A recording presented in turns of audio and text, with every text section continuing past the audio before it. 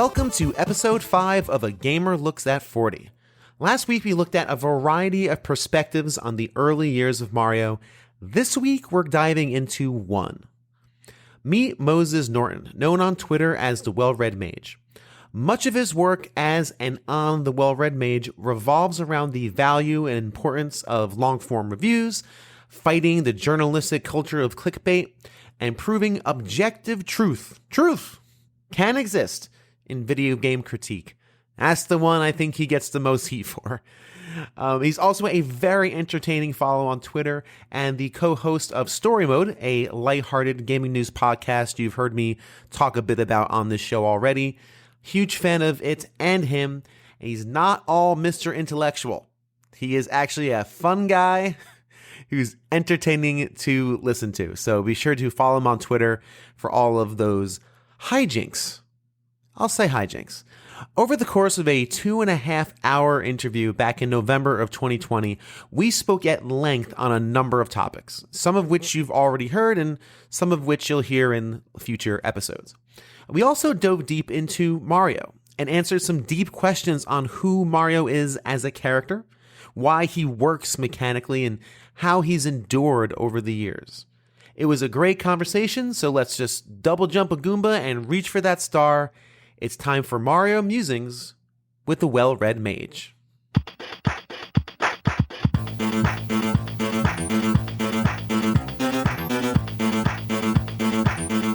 The first time I saw Mario was, I think, the Versus Super Mario Brothers arcade game at Chuck E. Cheese. I had to check because it's a vague memory. And I guess the Versus Super Mario Brothers was an arcade adaptation of Super Mario Brothers, which was released in 1986 in arcades. The game was featured in an official contest during the 86 Acme Convention in Chicago. So, I mean, I guess it would have been in the States by 86, 87. So I must have been pretty young. I don't remember recognizing the character when I saw him there. And I remember putting a couple tokens in and not getting very far. Doing what every person does for the first time, just running straight into that first Goomba and just dying. But then later on, once I did manage to get an NES, of course it came with Super Mario Brothers and Duck Hunt. So I played the heck out of those. And then I had a moment where I was like, oh my goodness, this is that game from that arcade game that I really sucked at. So I think that was my first experience with Super Mario. Cool.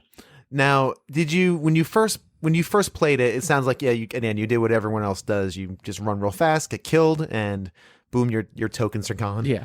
But when did Mario really get his hooks into you? And for those who don't know, we're recording this at the very tail end of 2020. You'll be hearing this in 2021. And Moses here, as part of the Well Red Mage, or as the Well Red Mage, this year for Mario Day, compiled a massive collection of sort of reviews and stories and essays, really, on Mario games. And they collected about over 100 writers, right? I think. Oh my goodness! Part of it. It was a ridiculous number. Yeah, it was like over 100 writers, each one writing about a Mario game. And we had some doubling up. So it was the Super Mario Multiverse. Yes. And that was on March 10th. The coolest thing about that is I got to talk with Charles Martinet for like a tiny bit on Twitter. Because somebody tagged him and he was like, "Oh, this is neat," and I was like, for like a minute. But it had 123 articles, over 100 writers, and they were bloggers, writers, critics, reviewers, content creators, musicians, and fans. So the mentality that I had going into this is I don't really want to recruit all writers just to do like all reviews. Right. But I want to kind of sort of like what you're shooting for with this podcast is I want to try and capture like what's like the soul there. What is the story? What's the memory? And I felt like Mario would say to anybody, come on in, like join the collab. It doesn't matter if you're, an amazing writer or a published writer or somebody who's not very good at writing. I feel like he would welcome anybody with open arms. So we did. And I'll tell you right now, I will never do this again.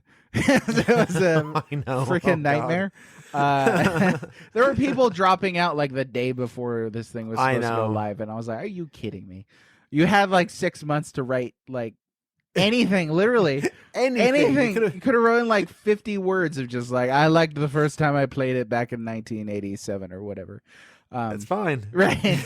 So, but it's easy to look back on things with regrets, but I do look back on this event with a lot of fondness. It was very fun.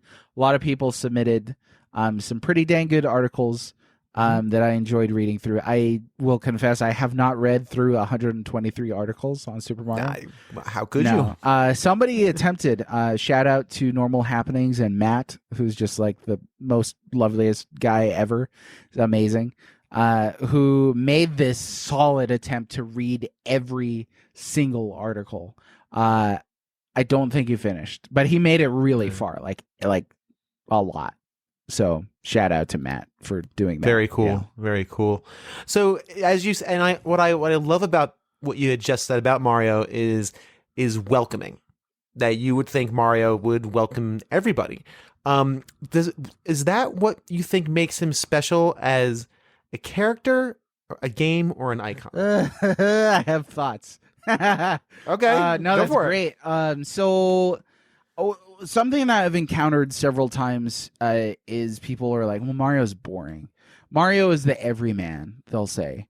And I thought of it the first time I encountered that, I was like, I don't know why that depresses me. And so I thought about it a little bit more, and I was like, you know what? I don't think that's true.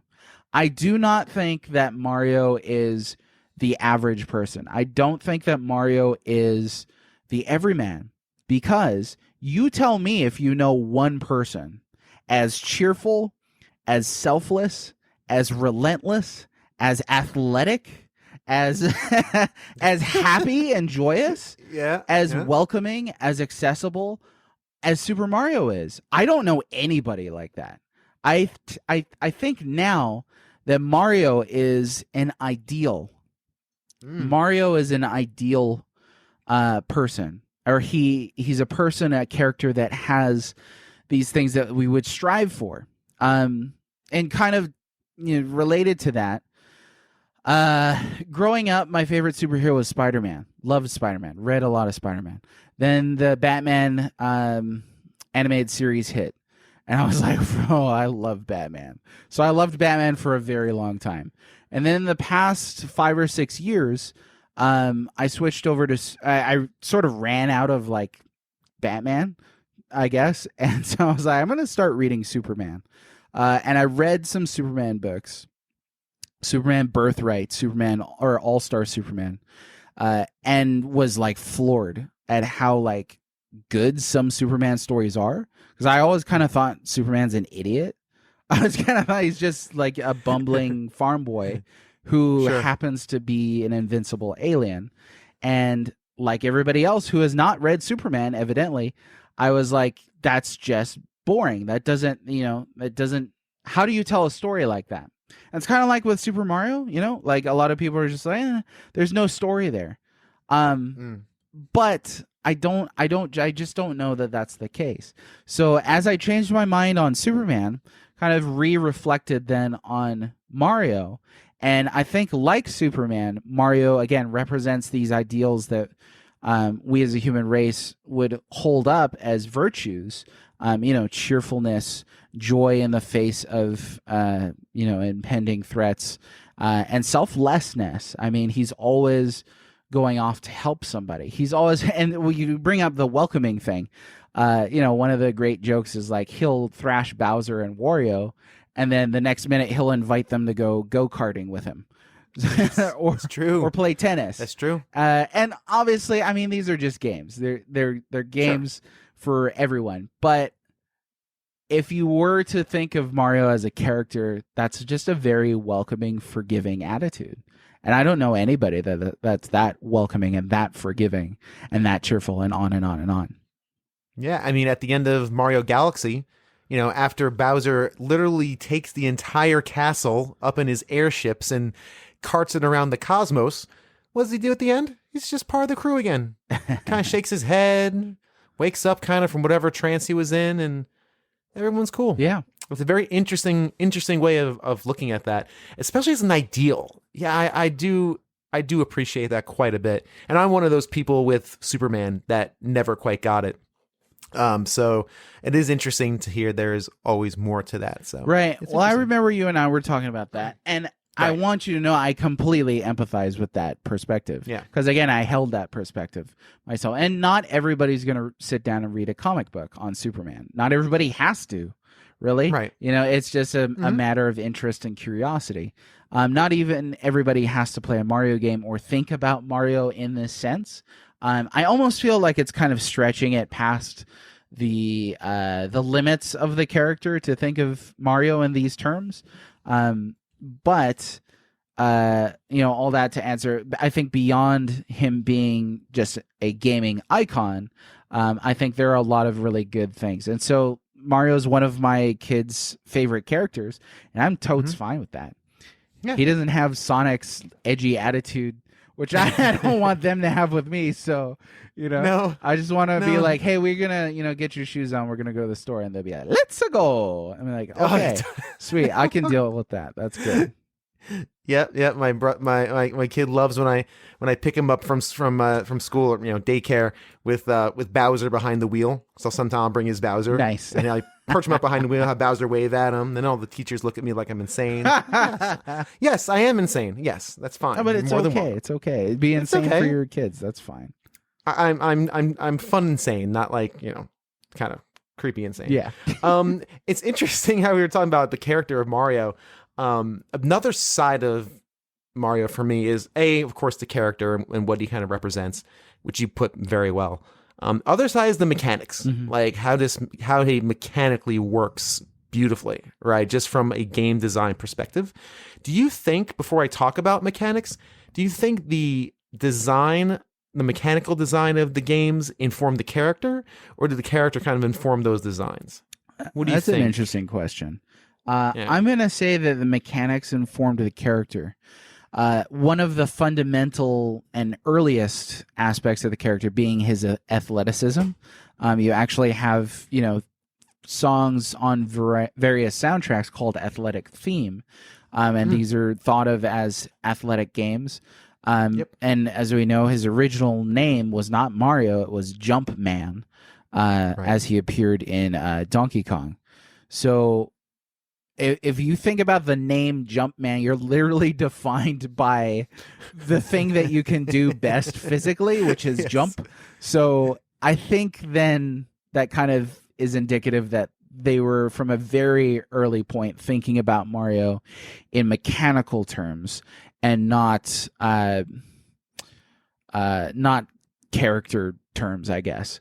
So right, but he could have been. It's interesting though, because it's a very interesting choice to make Mario, basically a mustache plumber. When you're trying to make Jumpman, and you would think Jumpman would be, skinny and athletic, and again, we're talking 8-bit graphics here, right? But still, you think more Mega Man would be a Jumpman than a Mario. So I think it's very interesting that they chose that sprite design to represent what they were trying to go for. And again, I'm sure mechanics played a lot into that, like just how the game plays, which is the ultimate platformer. Oh yeah, and I hope that we dig deep into that statement. Go for something that. Well, I just want to say for something that I'd encountered once about the design of the original Jumpman sprite. I believe it was the Jumpman sprite and not the So it was Jumpman sprite, how they put the mustache on his face, basically. Originally, he was not designed with that mustache, but the mustache became there to help kind of define his features then. So it's almost like there was a necessity, a design necessity to have that in order to have the character's face not look like a triangle or a blob. Which is interesting because that ended up being one of the most iconic features of the character is that mustache. But I think it all it's one of the things that I'm most fascinated about art. It all comes down to some choices that are very crucial and very necessary. So to get into the mechanics, though, I'm not overly familiar with Donkey Kong. I actually kind of really suck at that game. But once I got the Super Mario Brothers game for NES, like many people, I fell in love with that thing. I got as far as I could, played as much as I could. I remember being so kind of attuned to it that my family pointed out that I would raise the controller as I was jumping with the character to try and make him jump further. Yeah, which absolutely. Which kind of tells me that motion controls might be more intuitive than we might imagine. But from a young age, I just really got a hang of those controls and his mechanics. I've heard some people criticize them as floaty, and I do get that. He isn't fall too quickly. The movement is kind of like low grav in a few ways. But I think at the same point, it's also fairly precise. I have played some platformers where the character falls really fast, and it's kind of difficult to make sense of that at the same time. So I think that, you're looking at a game where a guy's running around squashing turtles. You don't need realism, right? There's some people who are like, well, it's not real, therefore it's bad. But it's like, if you're criticizing Super Mario Brothers for not being real, I think you're approaching it from the wrong perspective. You're kind of missing the point of this escapism. Yeah. No, definitely. And I also think, and I agree with you, I think that the first, I'll have to make a shameful admission. This is one of my shameful admissions of video games. I have never beaten Super Mario Brothers. Well, you know what? It's a hard game. It is really easy. hard. Yeah. It's a pain in the rear. Yeah. It's not. No, it's hard. To totally, get that out of the way. I do not think that Super Mario Brothers on the NES is an easy game by any stretch of the imagination. The fact that I could beat that game as a kid is only a testament to how much time I spent with it. Exactly. Because I didn't have it as a kid, so for me, my Nintendo, I think it was called a control set. I did not have Duck Hunt and Mario Brothers, nor did I have a Zapper. I got 2 controllers it came with, but it had no game. There was no packing game, so my mom got me baseball, just black box baseball, and Rad Racer. Okay. And those were my games when I was 6, and that was how I rolled my Nintendo. So I never owned it until I bought a 3DS, or maybe I bought it on the Wii. I don't remember where I first bought it, but yeah. And I try every once in a while, like once a year, I boot it up and I try to do it legitimately. Like I try to do it as if I don't know the code to restart the stage. Legit, straight run, no warp zones. And have yet to do it. Made it to 8-1. Yeah, I don't know if I've beaten this game without warp zones. Just gonna say, I need to do it. I need to do it legitimately. Yeah, you can. So, I mean, if you practice it, you can. No, I mean, if you practice it enough, it's totes possible. Yes. But that it is not an easy game. That's for sure. It isn't. I think it's interesting too how the mechanics in the first Super Mario Brothers, it is a little. Floaty is not the greatest word for it. The sense of momentum is different than it is in kind of later games. It's not as finely tuned. Right. They of course perfected it in. They made it better in Mario 2 and perfected it in Mario 3.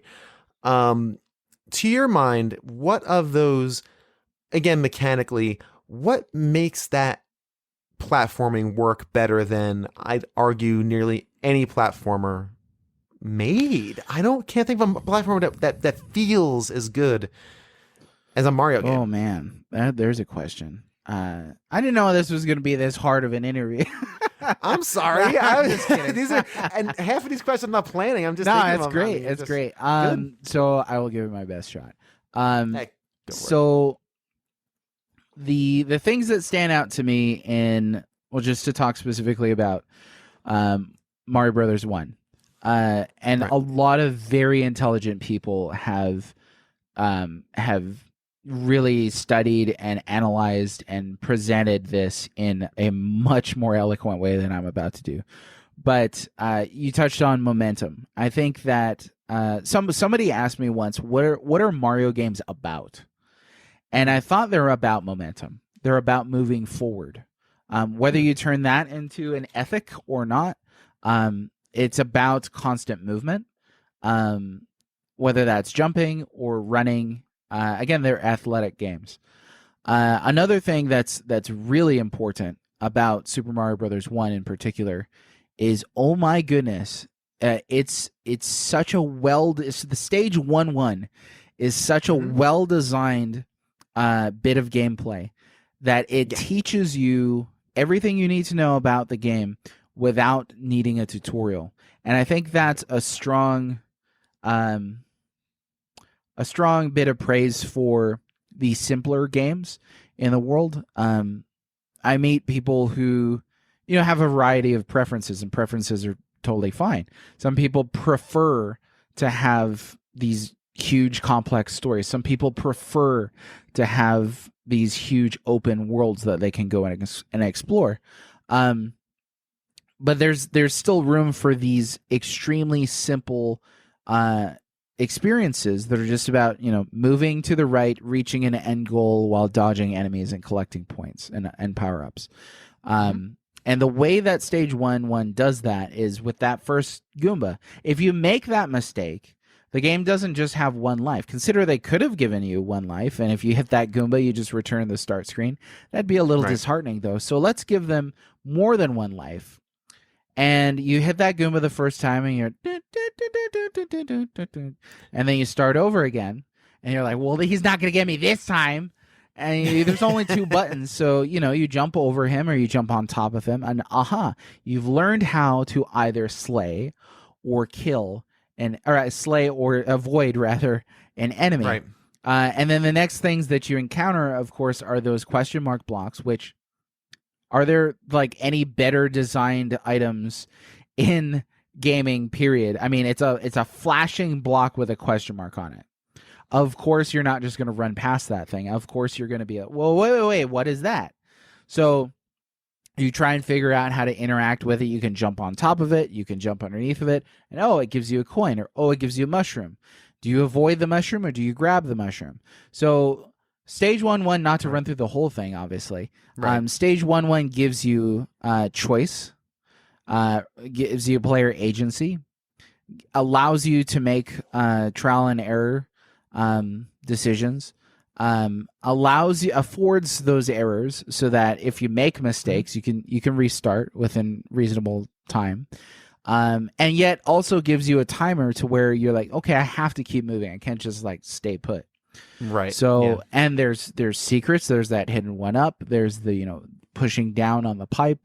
And a lot of those things, just the pipe resembles a smokestack. We know that smokestacks and pipes are hollow. So you might try attempting to, jump down in there or push down and discover that yourself. And I think that it's just so eloquently designed that it's no wonder Super Mario Brothers has really been I don't want to say the foundation, a foundation for the rest of modern gaming, taking clues from how you tutorialize a level and present that gameplay to a player.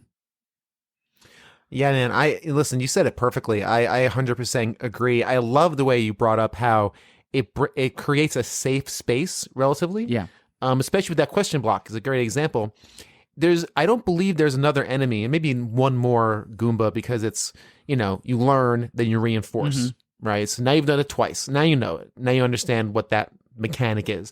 And if I remember correctly, when you approach that first question block, nothing around. Yeah. So, and which is really neat, because that way you can learn innately in a safe space while still maintaining the forward momentum of playing a game. Yes. Yeah, they are masterpieces of one. I mean, all the NES Mario games have masterful 1-1s. Right. Yeah, they're really well done, and they're fairly different from each other too, which is also interesting. Another element that I wanted to bring up is I played Super Mario Maker 2 for the first time. I never played the original. Nice. And that game really impressed upon me just how not easy it is to design a good stage. Oh, yeah. Because you're like, oh yeah, I'm gonna put a piranha plant here. We're gonna have 100 Goombas falling out of a cave here. We're gonna have a pipe that shoots freaking fire, and then we're gonna have all these spikes. And it turns out, if that's not impossible, it's just not that fun. And obviously, there's the what they call it, Kaizu levels, where that's the specific goal is to make it as brutal as possible. But even with that, you still need the basis of a knowledge of what Super Mario Brothers is in order for that brutality to exist. Sure. So that's not the nucleus of Super Mario. That's very much peripheral. But that game, yeah, I was so impressed at how difficult it is to dial so many things back, to think in terms of less is more. And when you look at Super Mario Brothers 1-1, stage 1-1, it is totally an example of less is more and not just overboard and being too difficult. So if you set that in the context of the NES library, there are a lot of games that are just way too hard. And although we talked about Super Mario Brothers being a hard game, everybody can beat that first stage, given enough chances. Yes, absolutely. Yeah, and it's not a brutal stage. It's a welcoming, inviting stage. You got this blue sky, the clouds, and all that. So it looks fun. It looks cheerful. And when you reach that end goal, that reward, you get all that sense of like, oh, I did it, before the next thing starts. So I just think that's lovely. No, I think it is pretty fantastic. Now, when we're talking about Mario, obviously we are talking 30 years of games, right? And obviously we're not going to go through all of those 30. I'm going to ask kind of like the easy question, which is, what's your favorite Mario game?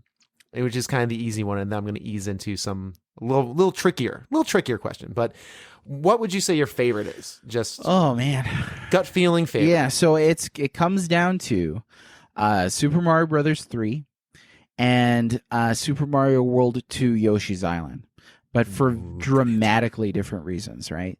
So interesting. I think that well, let's start with Yoshi's Island. I think that Yoshi's Island is a subversion of tropes, right? So instead of Yoshi's Island could not be a first Mario game, right? Because you're playing as Baby Mario. You're like, well, why the heck do I care about Baby Mario? You care about Baby Mario because you already knew who Mario is. And so there's the novelty then of having to carry him to his great destiny on the back of all of these Yoshis. The gameplay in that game is much more complex than your standard Super Mario Brothers platformer. You've got the egg throwing and eating enemies and making more eggs, and complex bosses and very maze-like levels, the ability to float and all kinds of secrets and pathways. So I love that game very much for the visuals. I think the music is fantastic. I just think it's such a really unique Mario game. Love it a lot. And then when it comes to Super Mario Brothers 3, and these are very close. Sometimes I'll list Yoshi's Island first. Sometimes I'll list Mario Brothers 3 first.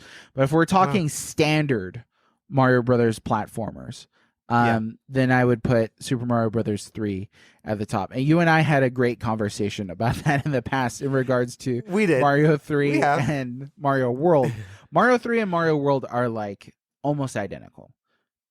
They're brothers. They are. They are Yeah. so close to being the same game.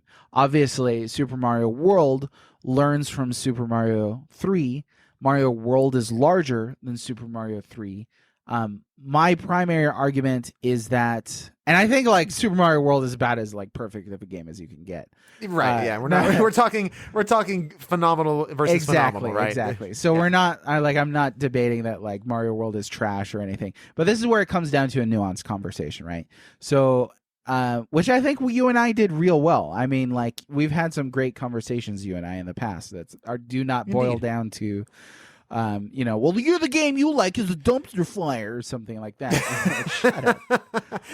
You're right.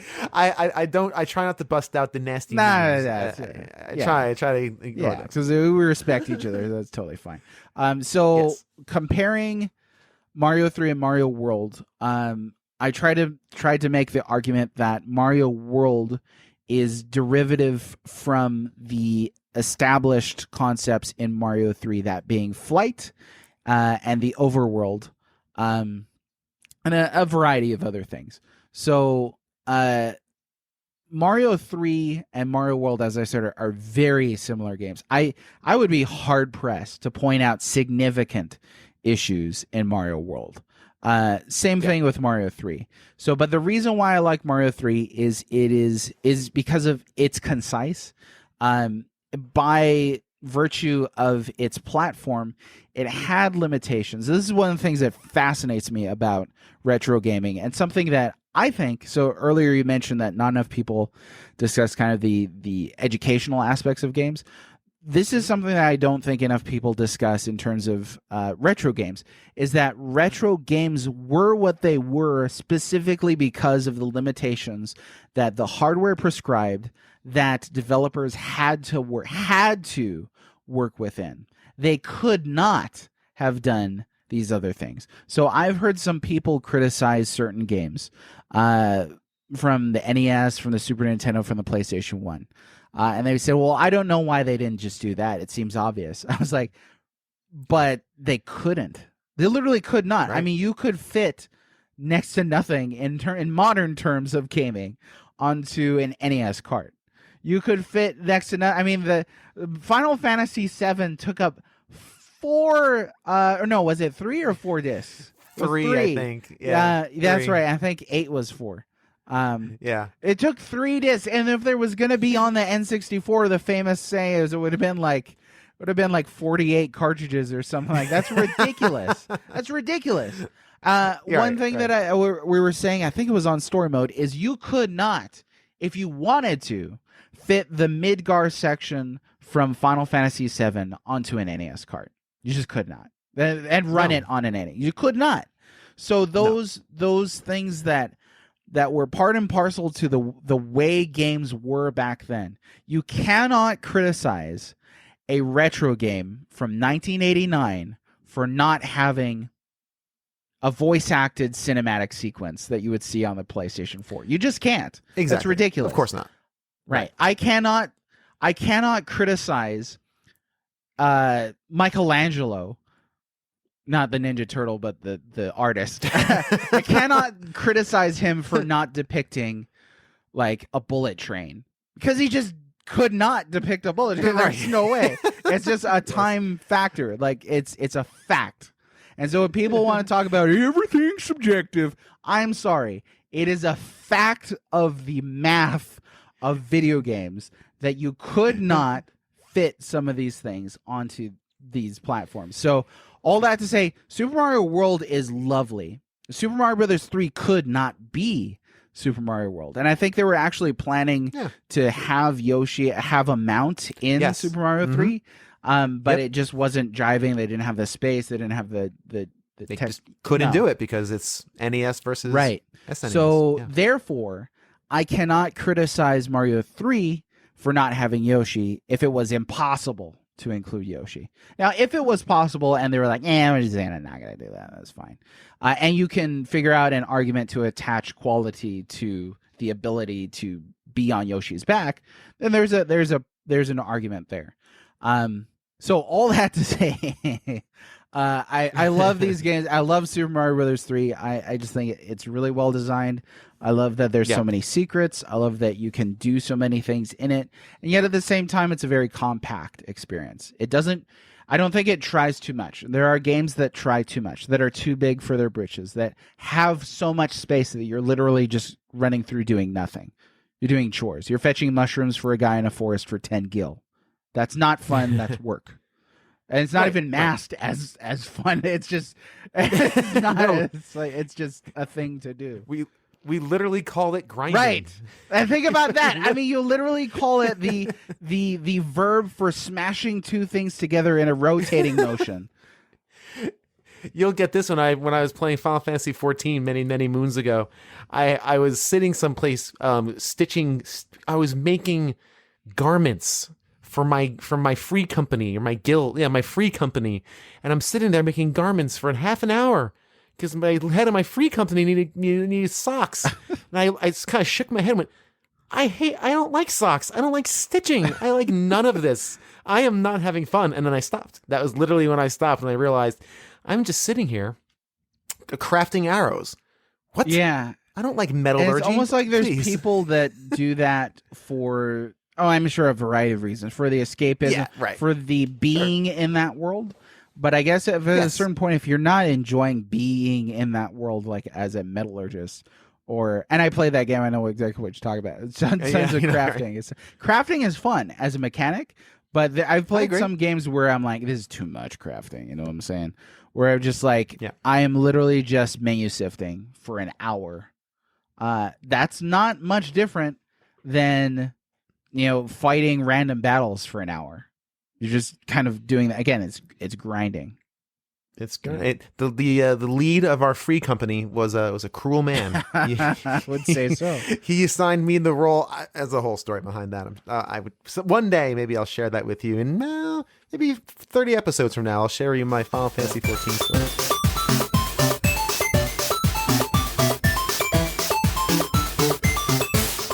Enjoying this deep dive into Mario? If you've made it this far, I'm going to assume you do, so check out Noah Caldwell-Gervais on YouTube. His specialty is in-depth analysis of games from the early PC era to modern day. His BioShock Infinite episode is fantastic, as is his comparison from old school and modern day Prey.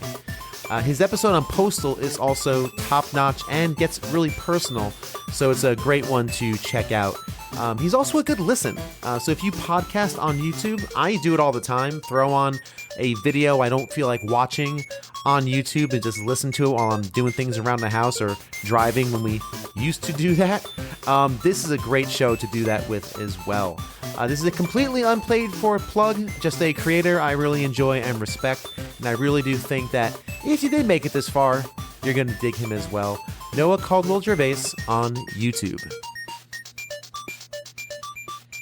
The one here I'm going to go with, because I think you've answered it a couple times, but what Mario game bends the boundaries of what it means to be a Mario game? Ooh, that's interesting. So here's my perspective on what counts as, an XYZ game.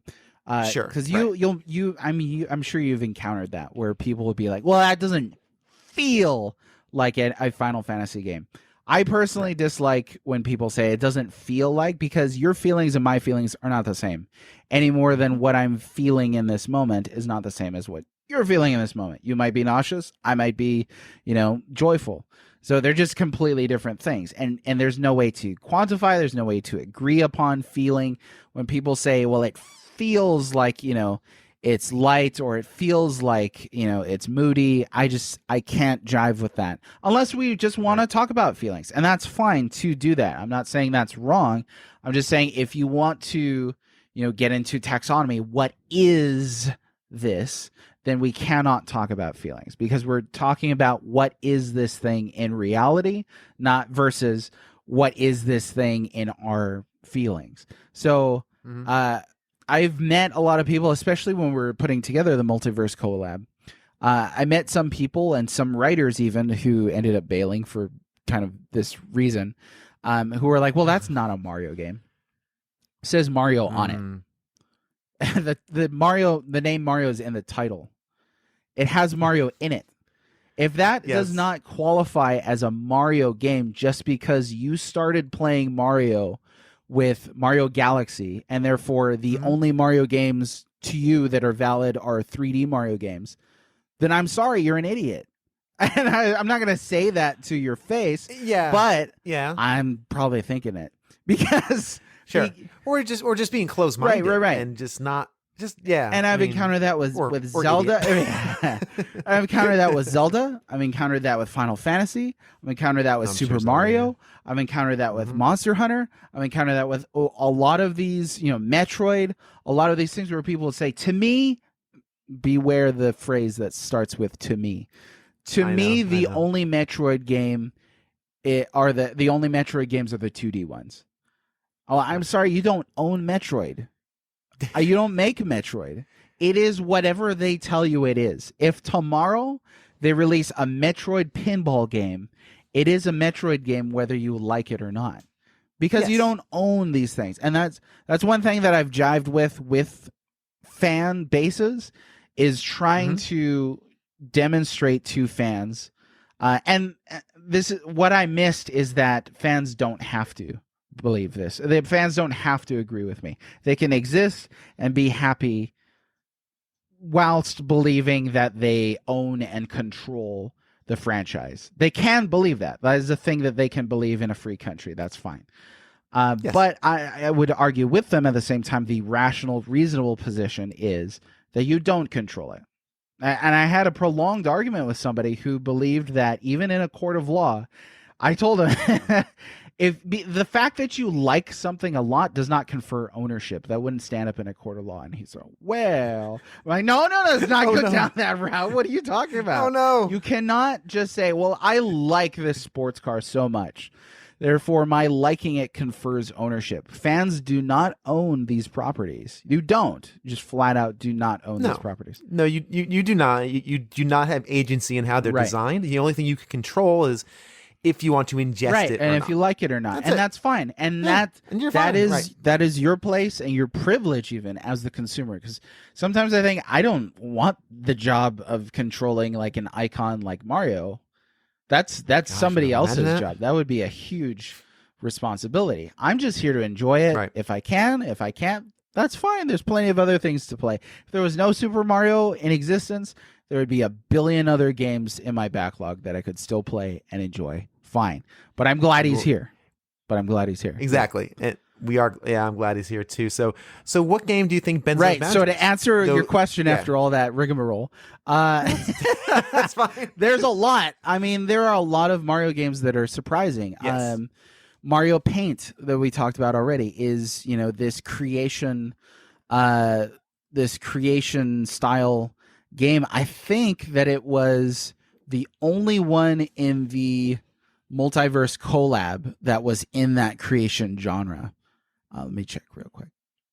Oh no, I'm sorry. Well, I think because Mario Maker. Mario Maker, yeah. So there were 1, 2, 3, 4, 5, 6, 7 Mario games that we included in the creation genre. Out of like, there's like four official ones or 5 official ones that were released worldwide. But so that's a rare genre. Mario Teaches Typing is kind of weird. Hotel Mario is weird.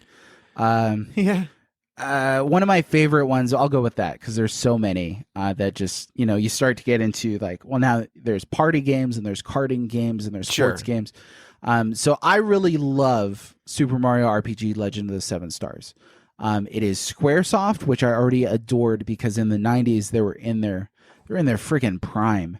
We were talking about on a previous episode of MageCast, they put out like a new Final Fantasy like 4 years in a row or something like that. I was like, what? I was baffled when I saw that. Yeah, that's nuts. Like, literally 4 years in a row. That on top of Vagrant Story, Legend of Mana, Brave Fencer Musashi, Xenogears, all these other titles at the same Kingdom Hearts at the same time.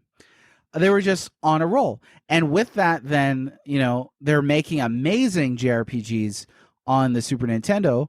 And so Nintendo allows them to make a JRPG styled very much like a Final Fantasy with the Mario property. And it's one of my favorite spin-offs and riffs on the Mario universe. I think it's got a lot of interesting characters. Everybody loves Geno. That ought to be a sitcom title. And yeah, it's just a lot of fun to play. It's just a really adorable, endearing game. I've played one of the Mario RPGs. I think it was whatever one it is where it's the Dream one. Dream something. Dream Team? Luigi's... Mario Luigi Dream Team? Something That's like it. that? Yeah. Yeah. I thought it was great. So I've not played really any of those later ones. That was on 3DS, looks like, yeah. Correct, yeah. Mm-hmm. I highly recommend you go back and play that Super Nintendo one, Legend of the Seven Stars. Yeah, I've heard really good things, obviously, about it. Again, I thought the 3DS was charming. Yeah. I think to that question for me, I definitely would say Mario Paint because Mario Paint, it's Mario themed, but you don't do any jumping.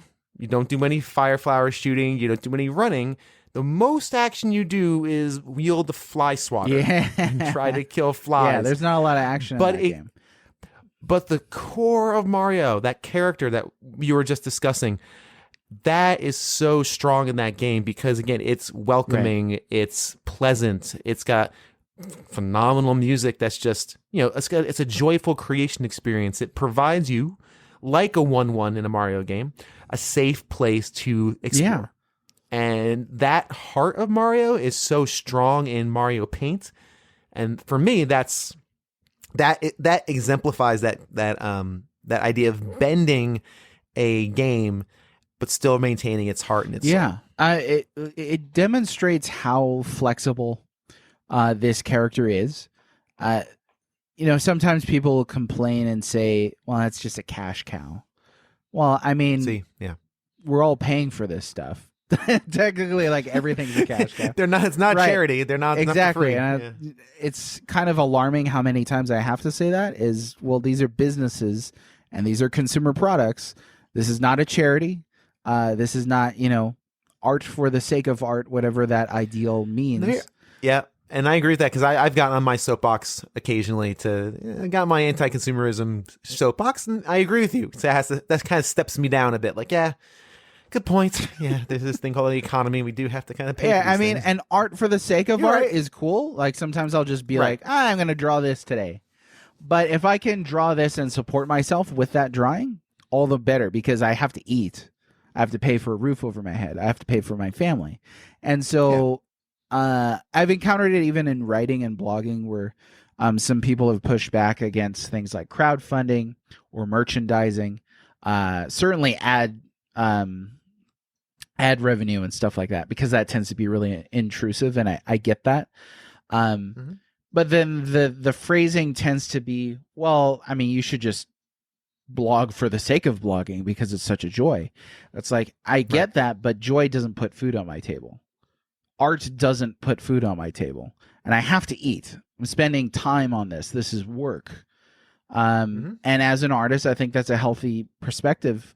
Otherwise, you're a guy sitting on the side of the road, playing an accordion.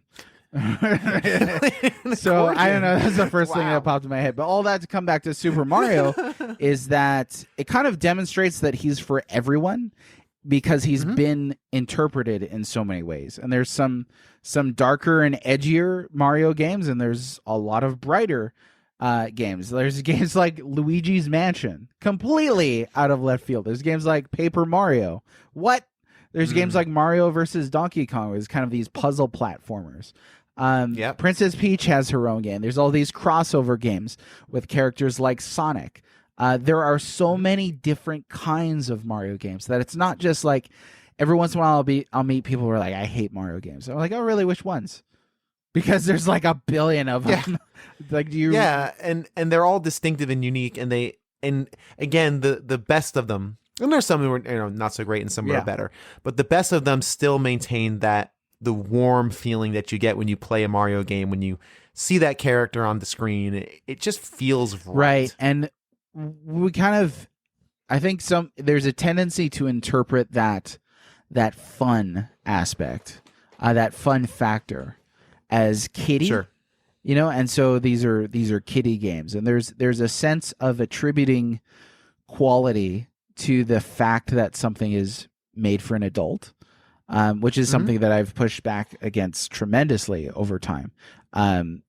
Something is not better automatically just because it's made for adults. A lot of things are not worse automatically just because they're kid friendly. It depends on the individual choices and the design that they put into that individual product, whether it's made for adults or made for children. So that said, I mean, I get that some people, Mario games, I say Mario games are for everyone, but that doesn't mean that everyone enjoys Mario games. And that's fine because, again, people have preferences. Just don't come up with a stupid excuse for your preferences. That's all. Right. Don't paint your preferences as blanket statements. Right. Or, I mean, it's like, you're allowed to say, just Mario's not for me. I just not, okay. You're allowed. Don't let me steal your, I don't know, lack of joy, I guess, at that point. But no, I totally agree. It's very interesting. when you kind of get into that world of of your opinion. And I talked about this on the one time I was on, or one of the times I was on story mode, where your opinions get elevated to beliefs and beliefs to convictions, and then which is why people can't just have opinions. They can't just say, well, you may like it, I don't like it, and here's why, and they're completely subjective, and that's fine, right? But then when you get to the world of objectivity and of conversations we've had and you've had with others, that's where that sort of discourse can't be there. But again, it's valid if you don't like it. If you don't like Mario, I don't know what you like. Like, what do you like then? And are you okay? Like, if you look at Mario and you go, ugh, is everything all right? Like, seriously, you need a hug? Like, what's going on here? So the people that I frequently meet who do not like Mario are typically from Europe, and I don't think correlation equals causation, but what I think is because a lot of them just didn't grow up with it because that wasn't there, so it kind of strips that element of familiarity and nostalgia that's attached to it. That is very valid. Sure. I mean, I saw an article earlier, I think it was today or yesterday, about how nostalgia is a great coping mechanism psychologically, and I was like, well, that's fascinating. And so actually I did find that quote that I was thinking about when I was talking about pushing back against the idea of kiddie games. I don't know if you want to I'll read this. I don't know if you want to insert it here or back when I was talking about it earlier. I'm gonna cut this up. Okay. So don't feel free to pop it wherever. So this quote that I love is from C.S. Lewis. It's critics who treat adult as a term of approval instead of merely as a descriptive term cannot be adult themselves. To be concerned about growing up, to admire the grown-up because it is grown up, to blush at the suspicion of being childish, these things are the marks of childhood and adolescence. And in childhood and adolescence, they are in moderation healthy symptoms. But to carry on into middle life, this concern about being adult is a mark of really arrested development. When I was 10, I read fairy tales in secret and would have been ashamed if I had been found doing so. Now that I am 50, I read them openly. When I became a man, I put away childish things, including the fear of childishness and the desire to be very grown up. And that figures into kind of, not tagline, but sort of the main quote that has represented the Well Red Mage website since inception. Was, but someday you will be old enough to start reading fairy tales again. And it's this idea of we're talking about games, play. And yet, though we played as children, there's still value in play. There's still value in games. As adults, whether we play video games or board games or any kind of sports at all, even if we don't do those things, we're still playing games in terms of our society. We're still, placing bets, and we're still making risks and guesses and so on and so forth. So I like storytelling. I would say that play is a very fundamental aspect of the human experience. And so once you realize that, then you're old enough to start reading fairy tales again. Then you're old enough to play video games and not care about what somebody's going to say about you because they think adults should not play video games because video games rot your brain. Well, I'm sorry that went out of fashion with the 90s. Yes, that is no longer a thing. It's funny as you're talking, and I actually wrote this down a little earlier. That I always have believed the exact same thing, that play is elemental. It's like carbon. Yeah, because that doesn't go away, like you said. To play is elemental, and you said it really well. That C.S. Lewis quote, man, he was a smart cookie. Yeah, my goodness. God, wow, really awesome quote, man. Anything else you want to state about you already had your capstone there with the C.S. Lewis quote, which is phenomenal. Any other recollections? Like, here's the question: what's the last Mario game you played? So that would have been either Super Mario Maker 2 or Super Mario 3D World. And maybe this will figure into a good way to kind of wrap this up is what is the future of Mario? Yeah, that definitely. So Super Mario 3D World is one that I did not play contemporaneous to its launch, most of the planet, because I didn't get a Wii U. I wasn't one of the 13 million people who did. So I played that game much later, but earlier this year managed to get it for my Wii U and play it and adored it. I thought it was just a really fantastic game that still captured all of the joy and magic and the momentum and the fun and the emphasis on gameplay and the endearing characters. Bowser is probably my favorite Mario character, and Bowser's got a fairly big role in that game, no surprise. So I loved that one. Before that, previously, I loved Mario Odyssey as well. I've loved Mario plus Rabbids Kingdom Battle. And then I want to say also Super Mario Party on Switch was one that I've played. Okay. So looking toward kind of the future of the Super Mario franchise, I mean, I think this is an evergreen franchise. If they continue... Oh, yeah, I can't imagine. Yeah. No, I mean, eventually, God rest his soul, Shigeru Miyamoto is going to pass on. Nobody lives forever. What happens to his baby after that is an interesting question. But I think that it's in good hands. I think that they'll continue to put out a variety of Mario games. Some of them will be hits and some of them will be misses, sure. And people will squabble over whether they count as real Mario games or not. I'm sure. Yes. Like I met somebody recently who was like, I hated Mario Odyssey, but I loved Mario 64. And I was like, that's odd. That's just odd. It was like the same thing, Strange. essentially. But again, everybody's entitled to their own thing. And their reasoning I didn't ask for, but they might have had a good reason for it. But all that to say, I'm looking forward to the next Mario games. I'm looking forward to new iterations. So not just fighting games, not just party games, not just sports games, and new spin-offs and things like that. Oh, like I had an idea for a Mario game where I was like, what if you played as like King Boo, right? And your job was to invade Luigi's mansion after it had been dehaunted or cleansed of ghosts. And so as you play through the game, the mansions would become increasingly more elaborate, and you had to send in your ghosts while avoiding Luigi and the many traps that he might have set before you can get to the center of the mansions. So it's kind of like like tower defense in reverse or something like that. I was like, man, I would play that like today. That sounds great. Fun.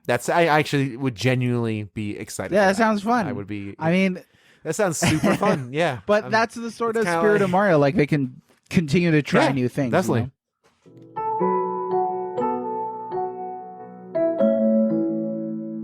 While the Well Red Mage website is no longer online, Moses has a new venture in soft launch called the-pixels.com.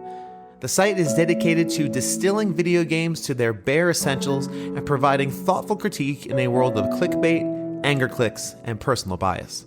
It's an exciting project I am really stoked to be a part of, so please check it out for yourself. And be sure to follow Moses on Twitter at the Well Red Mage. As for us, ratings and reviews on Apple Podcasts or wherever you listen to your favorite shows are greatly appreciated. Every single one helps expose the podcast to a larger audience, so thanks in advance for doing so. Also, the other day, I did a Twitch stream trying to beat Super Mario Bros. 1 for the first time. Thank you to everyone who showed up and spent a lot of time hanging out with me on stream. It was unfortunately a failure. I got to 8-3.